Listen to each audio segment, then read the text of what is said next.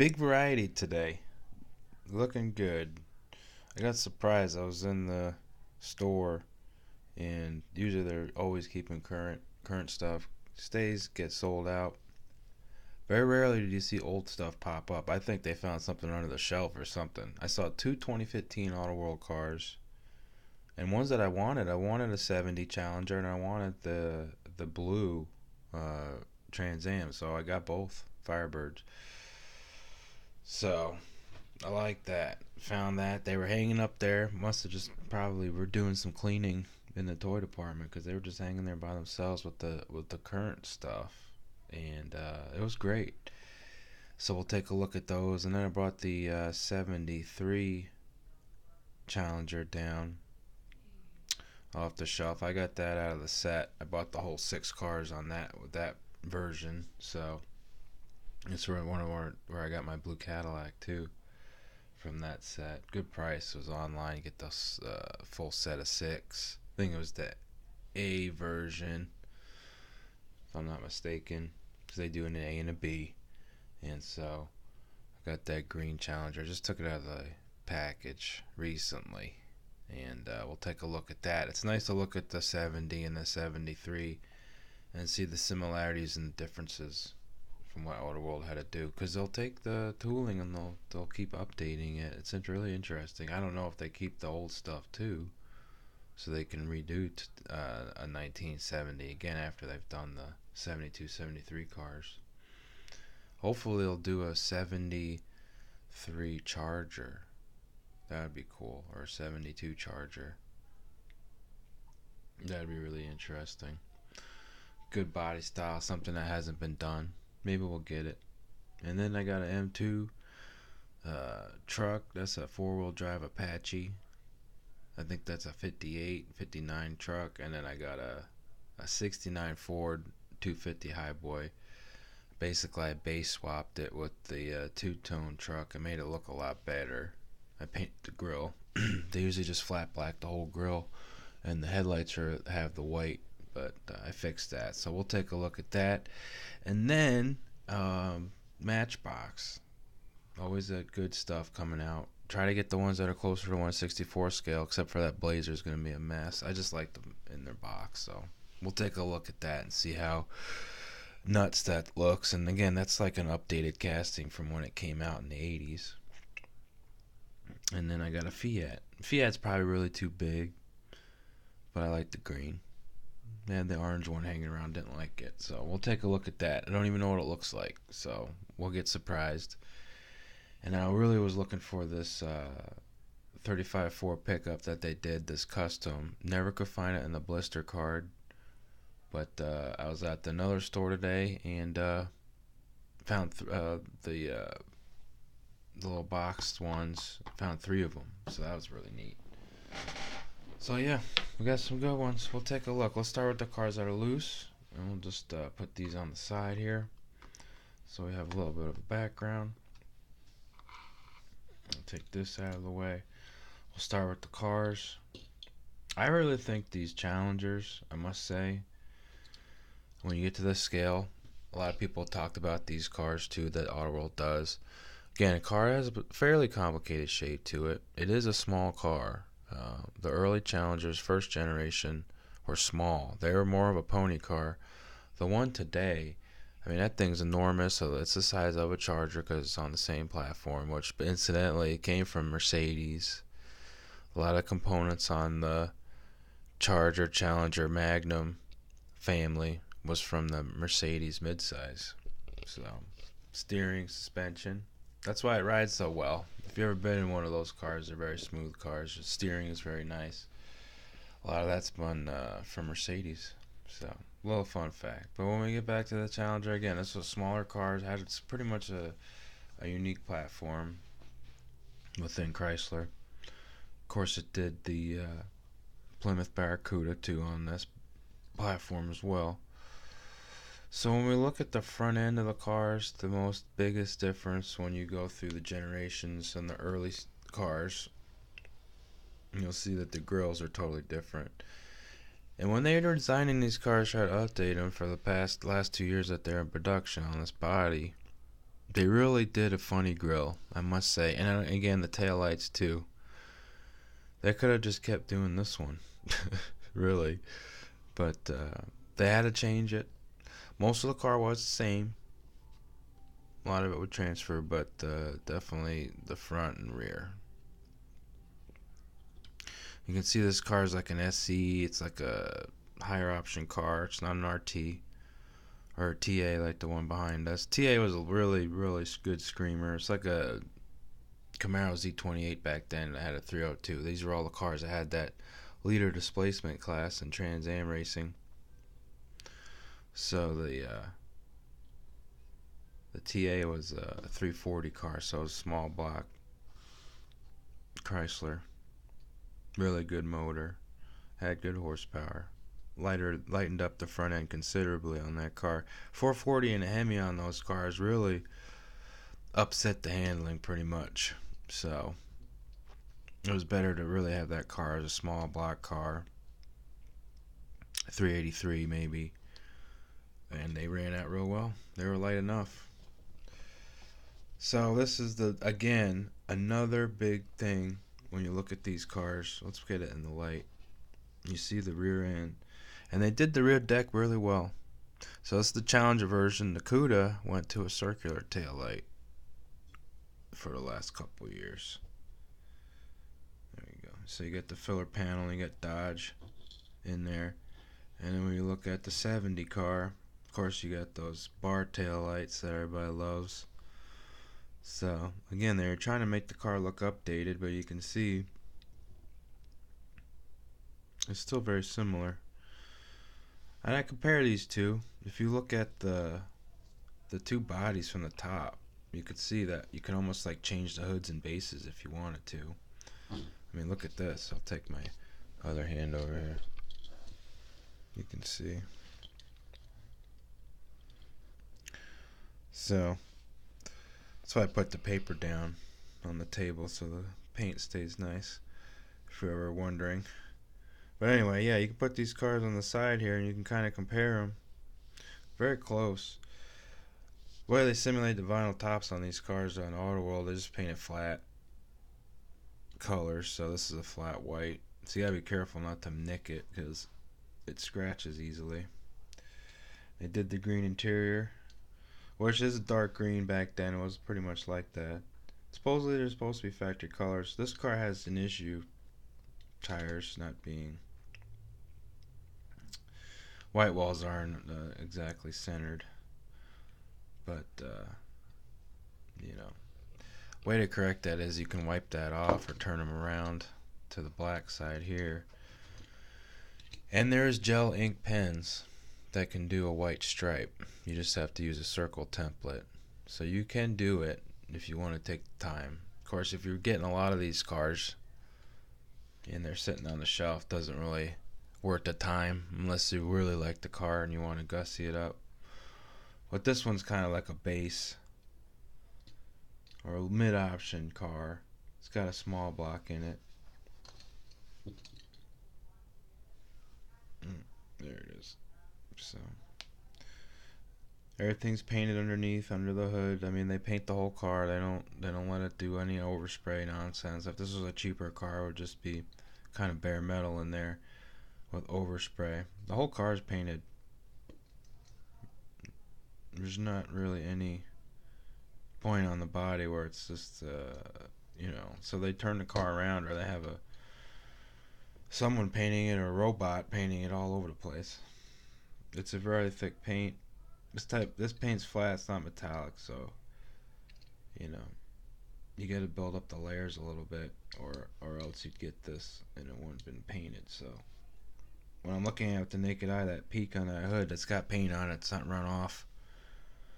And you can see the Dodge script on the hood.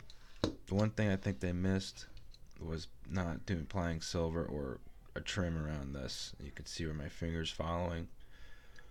Should have a chrome strip there, which again, if you're looking at this car, you can touch it up with a chrome pen, which is another thing that I have. Molotov makes one. I'll show it on camera real quick. If you ever want to get nuts, just use this bad boy. Molotov.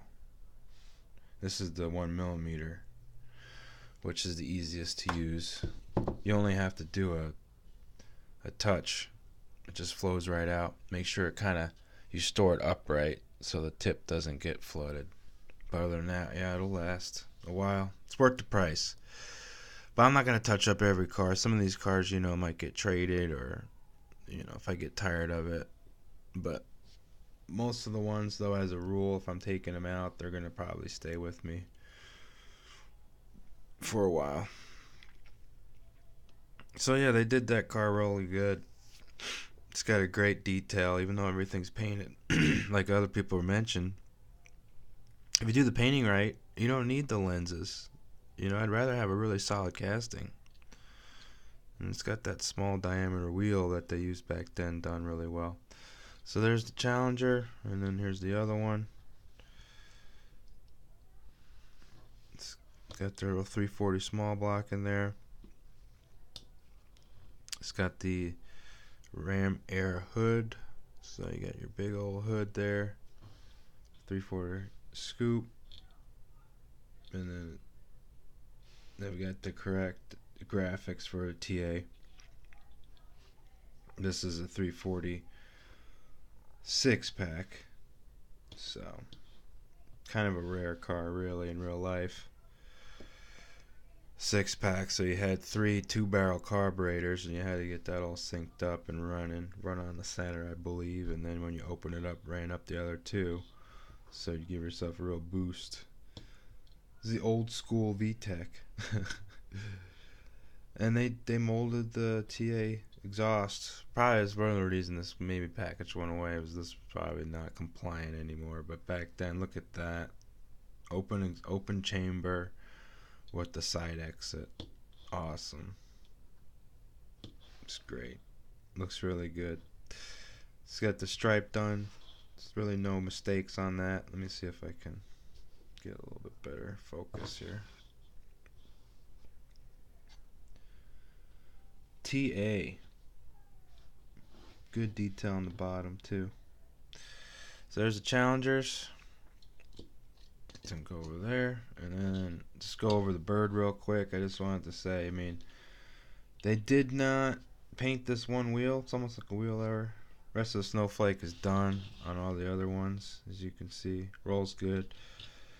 It was in the package for a while. It's got a little rub mark there. I could probably polish it out. But the color, you can see the blue. I love it.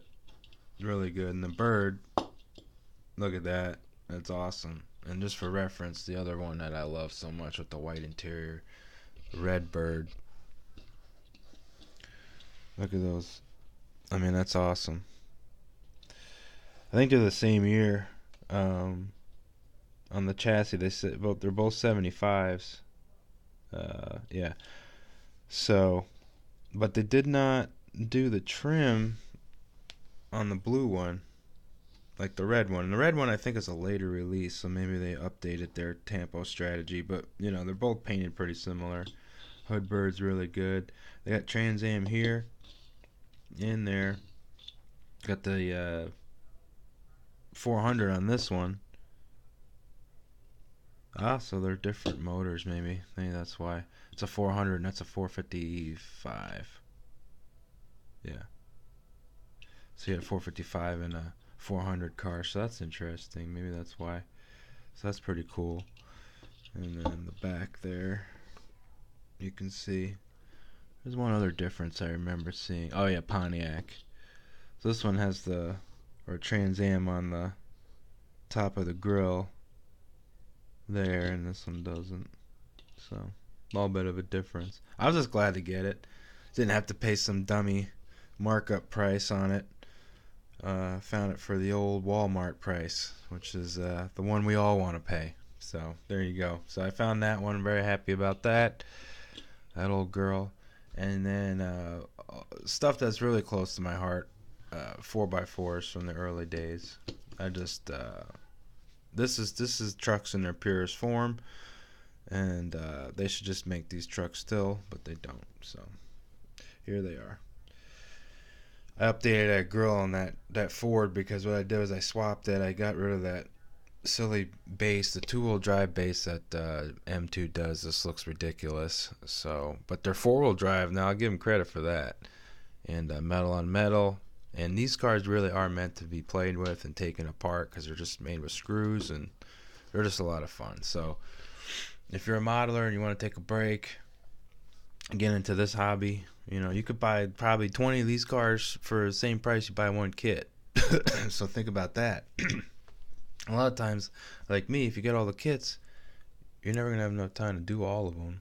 So sometimes this is fun. You can hang out with one of these trucks for like an hour and get it all tuned up and looking nice. So what I did was I base swapped it. I put the chassis on it, trued the wheels up because they're all crooked. I painted them a little bit because it was just solid white plastic. So I painted it a flat white so it looked more like it was painted, and then I cleaned up the grill. So that was all flat black except for the headlight buckets. So I got the white in there. It's not perfect, but it looks a lot better. And that's how they were. I mean, if you had this package and it was white, I mean, the whole thing was painted white. Contractor bed. And they did a good job on the back. I mean, it says Ford and all that. They painted the taillights. I just had to do the front. I mean, it's a cool model. I mean, it doesn't have tailgate operational, but it has doors. And it has the hood. It's got like a big block in there. Ford. Probably like a 390 or something like that. Whatever. 400. So, there you go. And it's got the Tampo, which is really cool. And it says 250. You just gotta get your magnifier out. So those are the Fords. And then we got a GMC. This I forget what they call this. It's a GMC. I think they said Apache. I think that's Chevy, so I don't know. But anyway, 58 truck, basically 58, 59 type truck, four-wheel drive.